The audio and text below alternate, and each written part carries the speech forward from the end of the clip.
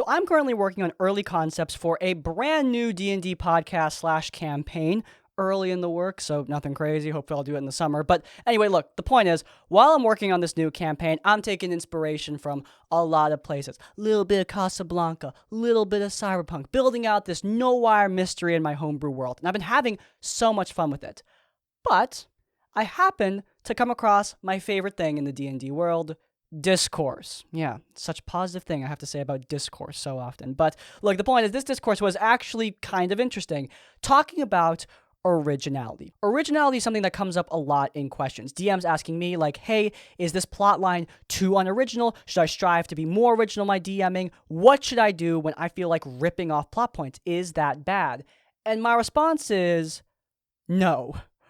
Be more original. Might be the single worst thing you can possibly tell a dungeon master. It gets really irritating anytime I hear someone say that, and anytime I even hear someone imply that originality is something that DMs should always be striving for, because frankly, I think originality is a little bit overrated. So, without further ado, I'm going to talk about originality in D&D, when to rip things off, the rare times which you probably shouldn't, and talking about DMs ripping off things in the best ways possible.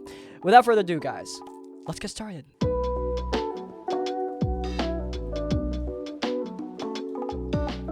Okay, so first and foremost, when should you not rip things off? Let's just get this off the top right now. I think it's okay to take inspiration from stuff, but if your inspiration breaks the immersion of the players, that's when I start to try and peel it back. Like, if you're copying plot points, for example, I think that's fine, but if you're taking plot points, characters, character names, lifting dialogue, all from the same place, and the players know it, they're gonna start to notice. There was an RPG horror story a while back that made it painfully obvious that the DM was forcing the players to play through Star Wars: A New Hope. Like, not just a ripoff of Star Wars, but railroading them through the plotline. Also, speaking of, just because you're ripping something off doesn't mean that your plot is going to go down the exact same way. Ideally, as a dungeon master, you're building up situations for your players to get involved in. If they make choices that make the situations differ or change, I think that that's a really good thing. Now, of course, if it changes so much that you're no longer having a good time, that is a conversation that you should have, but you shouldn't expect your players to go down the exact same route as the plot you're ripping off, because that is railroading and that is not good. Taking away player agency just so that your ripoff is more ripoffy is really, really lame. But beyond those two pretty extreme, let's be honest, examples, let's get into the meat and potatoes of this video. Let's get into why I think be original is still the worst DMing advice. Beyond the extreme examples, let's be honest, all of us as dungeon masters are constantly taking inspiration from things. Storytellers in general have been taking inspiration for as long as stories have been around. Look, no story is 100% original. I think we've heard that countless times. I just saw it demonstrated. A movie called Poor Things came out recently. I saw it in theaters, and it was a very original movie. It was very different from anything I had ever seen, at least this year. But that doesn't mean there weren't some strings, some connections to other stuff. For example, I saw plenty of similarities to Grand Budapest Hotel, or even The Fantastic Mr. Fox. Strangely enough, even though the plot lines are different, I can see the strings. And you know what?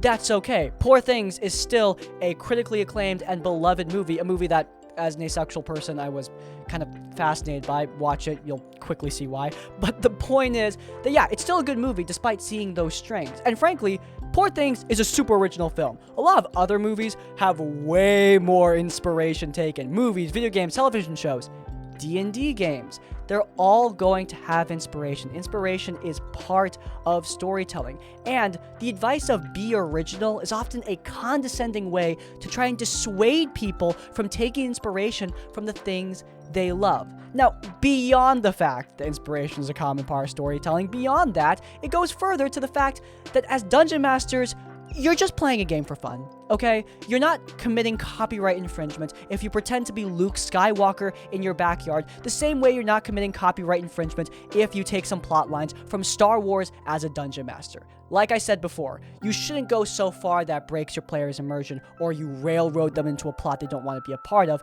Those would not be good things. But if you want to take the idea of a farm boy hero teaming up with a mentor character and an outlaw to go on a massive space adventure, honestly, who the heck cares? That could describe 1,000 stories right there, Star Wars just being one of them. We generally encourage players to be okay with taking inspiration from their favorite characters to build their own characters, or being okay with using tropes to build their own characters. But I think DMs need this advice arguably more. Look, the bottom line is, DMing can be stressful. It can be, alright? It's okay to admit that, in my opinion. There's a lot of work involved in DMing, building up these stories and building up these worlds for you to explore. And I've talked about how sometimes D&D and online discourse around tabletop games can make this 10,000 times worse. A lot of online discourse pressures DMs to DM in a certain way or to hold themselves to certain standards. And I think originality is one of the most common things I don't see getting talked about enough. This kind of thing is told to player characters all the time. You know, players are okay to rip certain things off when they are building out their characters, because if that makes the game more fun, that's awesome. But DMs? I see DMs constantly asking if so-and-so plotline is too unoriginal to include in their game, and always I see at least a couple people who are like, yeah, you should definitely drop that. And I'm like, come on. Again, as long as you're not doing things line by line, you're probably going to be okay. There's enough stress on dungeon masters without giving them an impossible task. That impossible task being to get 100% original plot lines for a game that they should be playing for fun. I mean, the last point is this: ripping things off, taking inspiration from the stuff that you love, that your players love, that makes the game more fun. Like, I'm gonna be honest with you, my game is at its most fun when I'm building out stories using tools from a toolbox of stuff that I enjoy. Game of Thrones, Destiny, Cyberpunk, Baldur's Gate 3, all of these things have had massive effects on my game. And whenever I add those threads, hell, whenever I use music from God of War or Destiny, etc., when I do that, I mean, it just makes me happy. It's fun using stuff from stuff I love. It makes DMing more enjoyable. And again, the pressure to not do that is just unbelievably lame. All right, so we've established why this advice is bad. We've established why ripping things off is okay. Let's just get into the final point. How do you do it? How do you achieve that fun when it comes to taking inspiration from your favorite stuff? Well, obviously, I don't have a catch-all answer for that. I'm just one guy with one method, but I can give you some tricks. All right, first and foremost, whenever I'm prepping, I always grab music from something I want to take inspiration from. This is a very personal thing, but for flavor, I love doing this. Look, if a storyline is going to be taking inspiration or take vibes from Dishonored, listening to music from Dishonored can really help to just build up my own immersion when I'm prepping, making it more fun, but also help me to come up with plot lines. It just tunes my brain into that universe and gets me into the mood to write stories based off of it. Another big thing I love is transposing stuff.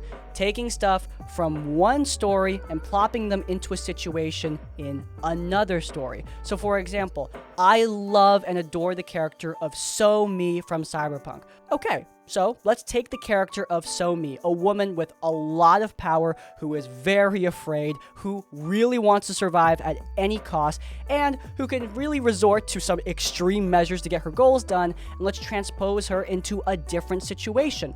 How about the story of Baldur's Gate 3, where the main characters have been infected with some kind of alien disease and they need a cure? So-Mi would actually work shockingly well in that story and changes the dynamic of it in a lot of meaningful ways. Also, So-Mi as a character, we don't need to just take her from Cyberpunk one for one. Obviously, there are plenty of ways to change characters.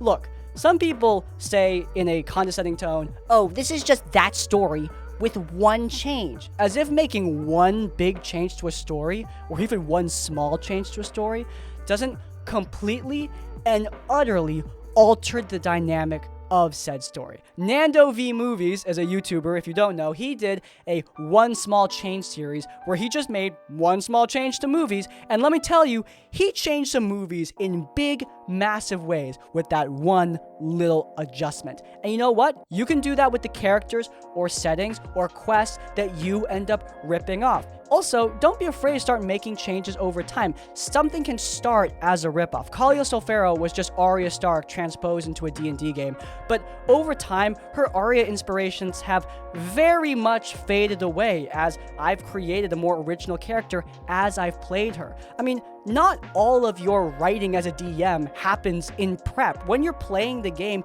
you get ideas, things change. Kalia became such a different character because I played as her. I played as her in my home game. I played as her in an actual play.